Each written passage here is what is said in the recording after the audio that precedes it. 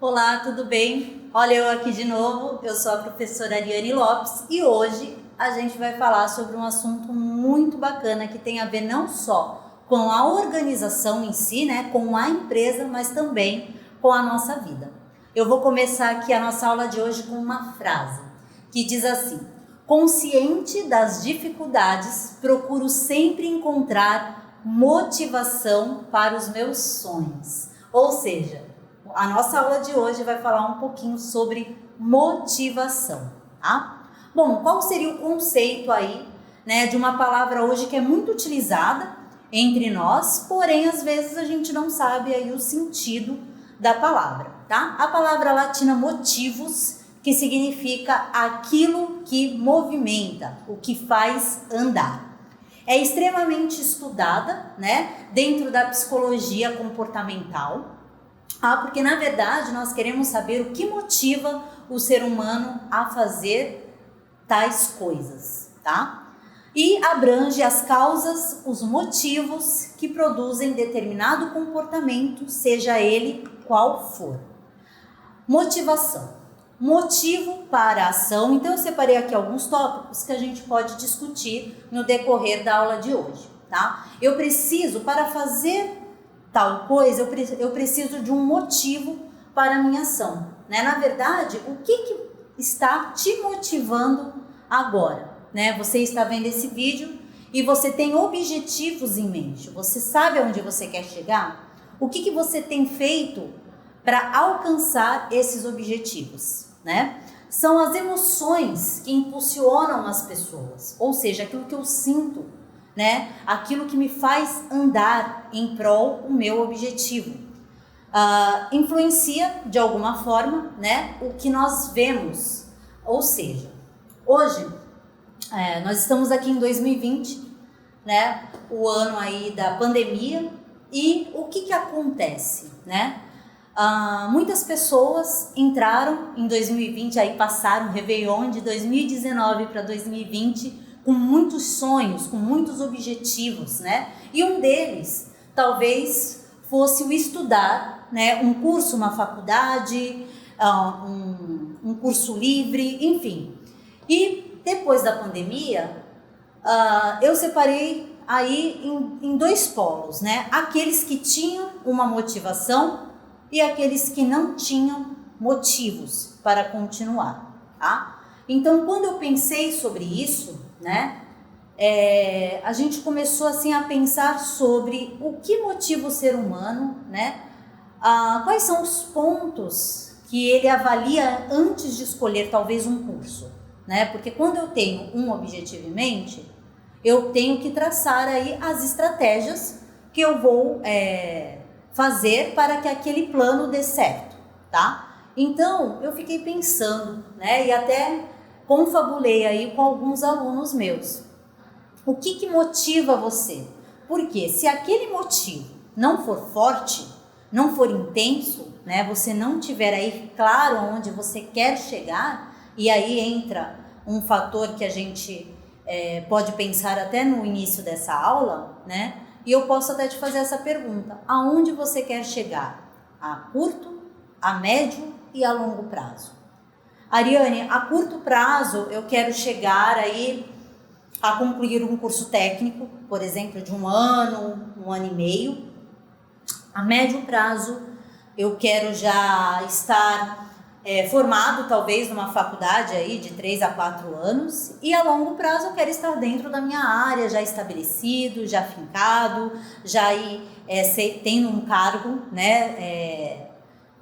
de gestão dentro da empresa que eu estou trabalhando agora. Ok. Porém, nesse percurso, nesse momento que nós estamos aí escrevendo os nossos planos, os nossos objetivos, nós temos também que ter o quê? A motivação, ou seja, o que é o motivo para agir em prol dos meus objetivos, tá? Porque eu sei que no decorrer, seja a curto, a médio, a longo prazo, eu sei que eu vou ter pedras no meu caminho, ou seja, as dificuldades, E se eu tenho bem estabelecido aonde eu quero chegar, não são as pedras no decorrer do meu caminho que vão me impedir. E foi exatamente isso que nós vimos aí, observamos nesse ano. Ou seja, muitas pessoas não sabiam aonde queriam ir, né? Aonde elas queriam chegar e pararam aí no meio do caminho, tá? E muitas pessoas sabiam já o que elas queriam e continuaram e estão aí agora indo para o último semestre aí do curso, de uma faculdade, ou estão continuando aí os seus projetos, tá? Então isso influencia a forma como eu vejo o problema. Quanto mais motivado, quanto mais motivos eu tiver para prosseguir, melhor eu vou me conduzir até o final desse objetivo. Agora, se eu não estiver tão engajado com os meus próprios objetivos e não tiver uma motivação aí, seja ela intrínseca, que é de dentro para fora, ou extrínseca, né, que é de fora para dentro, eu não vou chegar aí a lugar nenhum. Então isso influencia a forma como eu vejo os fatos, tá? Processo responsável aí pela intensidade, direção e persistência dos esforços, é o que a gente acabou de falar. Aquelas pessoas que tinham aí um objetivo claro em mente, sabiam aonde queriam chegar, elas persistiram, né? A intensidade, a persistência, os esforços, não olharam as dificuldades e sim focaram aí no objetivo delas, tá? Intensidade, né? Quando nós temos o esforço, a pessoa, o que? Ela depende disso. Ela sabe, né, que quanto mais ela intensificar, não só o tempo dela, não só as especialidades, as habilidades, ela sabe que ela vai chegar aí com mais intensidade nos seus objetivos, né? A direção de encontro aos objetivos organizacionais, quanto mais eu for, né, motivada dentro da organização, mais eu vou ter aí alcançado os meus objetivos dentro da empresa, né? E a persistência, quanto tempo uma pessoa consegue manter o seu esforço. Quanto mais engajada você estiver, mais persistência, mais direção e mais intensidade você vai ter em alcançar um determinado objetivo, tá? Quando a gente fala, né, em motivação, a gente lembra aí de Maslow, né? Talvez você já tenha até ouvido falar. Maslow, ele foi aí um psicólogo, né, que ele observou a motivação, a necessidade das pessoas, e ele criou uma pirâmide de motivações. Ou seja, para ele, a pessoa ela é motivada depois que ela tem uma necessidade suprida, né? À medida que uma necessidade é atendida, a outra se torna dominante, tá? Então, para ele, né, a primeira necessidade que o ser humano tem, né, e ele corre para alcançar isso, ele tem esse motivo, é a fisiológica, né? Ou seja, respiração, comida, água, sexo, sono, né, todas essas partes fisiológicas. O ser humano, ele tendo isso satisfeito, ele puxa aí para outra necessidade, tá? Que é a segurança. O ser humano, ele é um ser insaciável e ele busca suprir as suas necessidades. Se com o meu corpo está tudo bem, eu vou para outra necessidade que ele observou, que é o quê? A de segurança, né? Segurança do corpo, do emprego, dos recursos, da moralidade, da família. É quando aí o indivíduo ele começa a criar aí os laços de segurança dentro da sociedade, tá? Então eu já tenho as minhas características, né, fisiológicas estabelecidas, a segurança estabelecida, eu passo para a próxima, que é o quê?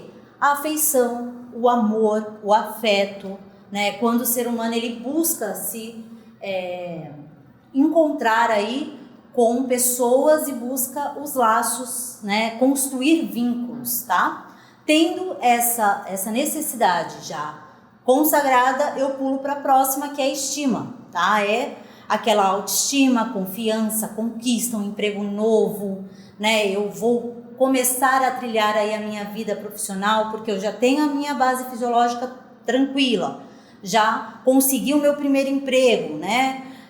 Já tenho aí os recursos, já constituí a minha família, já estou dentro de uma sociedade onde eu já tenho vínculos. e agora a estima, eu busco prestígio, eu busco ser reconhecido, tá?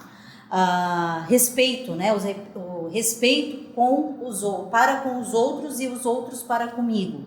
E para Maslow, o topo da pirâmide é a realização pessoal. É quando o cara chega aí, já conquistou tudo na vida, né? Já tem aceitação, já tem a moralidade, a criatividade, o emprego dele está nota 10, a família já está constituída, a ausência aí, né, de problemas com a segurança, com a parte fisiológica, enfim, está tudo já estabelecido, tá? A vida dele já está consagrada. Bom, o importante, né? Sequencial para motivar é necessário entender em que nível, né, de hierarquia a pessoa se encontra, ou seja, né, o que eu quero dizer com isso? Quando eu sou, né, responsável por uma equipe dentro da organização, é meu papel como gestor motivar os meus colaboradores, fazer com que eles façam o que a empresa precisa.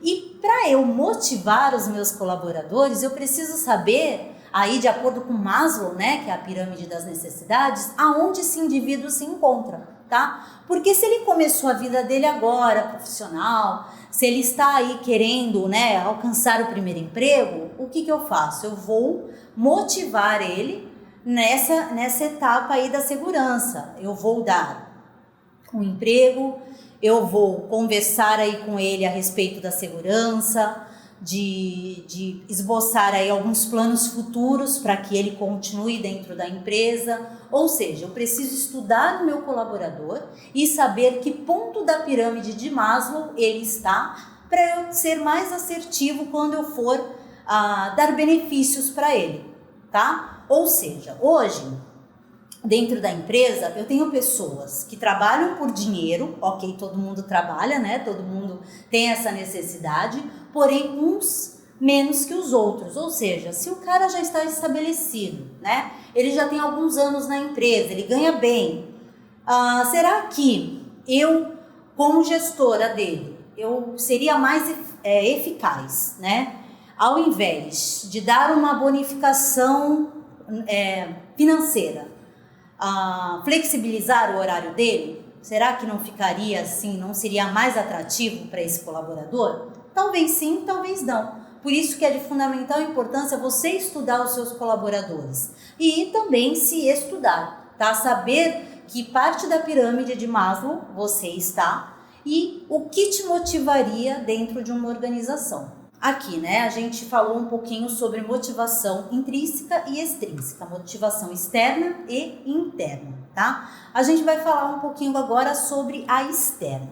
Esse tipo de motivação, né, é talvez a mais fácil de ser encontrada, porque é o que vem de fora para dentro, tá? É necessário um outro elemento para que a vontade de alguma situação aconteça. Isso quer dizer que para você emagrecer, por exemplo, vamos lá, você ficou na quarentena, trancada dentro de casa, e engordou alguns quilinhos, tá? Então, qual seria aí a motivação externa? Você precisa, por exemplo, de um profissional, né? Acompanhando aí o seu ritmo, um profissional da parte de educação física, por exemplo, um personal trainer, e que vai aí te auxiliar, né, na sua conduta para com os exercícios físicos, para com a sua alimentação, por exemplo, o nutricionista, que vai te dar uma dieta balanceada para você seguir, tá? Precisa de um consultor ou algum coach aí para te incentivar, ou seja, isso seria uma motivação externa, tá? O que está fora de você. No entanto, né, não precisa ir muito longe, aqui até coloquei essa observação.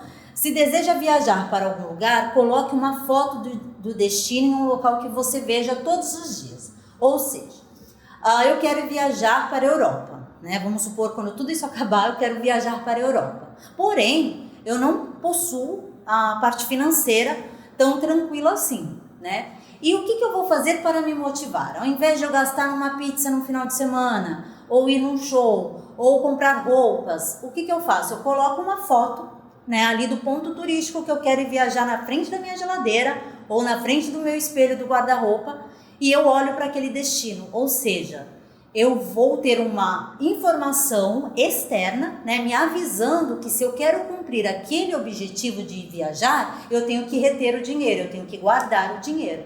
Ou seja, tudo que vem de fora é uma motivação externa, tá? E como que ela funciona, né? Quando os seus sonhos, né, estão lá por escrito, fica mais fácil a gente visualizar o que de fato a gente quer, né? Eu sou super adepta a isso. Quando eu tenho um objetivo, né, um sonho, enfim, coisas que eu quero realizar, eu escrevo. Porque quando eu escrevo, eu visualizo e aquilo vai tornando-se mais palpável, tá? Isso funciona para mim, talvez funcione para você, tá? E agora, né, falando aí da nossa motivação interna. Se a externa depende de fatores, como o próprio nome já diz, externos, a interna, ela é o oposto, ela depende do que está aqui dentro de mim, tá? Esse tipo de motivação é a mais importante, porque é aquilo que você tem como objetivo, né, tem dentro de você e o que te impulsiona, tá? Pois é algo que vem de dentro de nós. E também, né, é mais difícil de ser explorado, já que ela depende de valores. Sendo assim, temos que encontrar o lado positivo em meio, por exemplo, a uma situação que está totalmente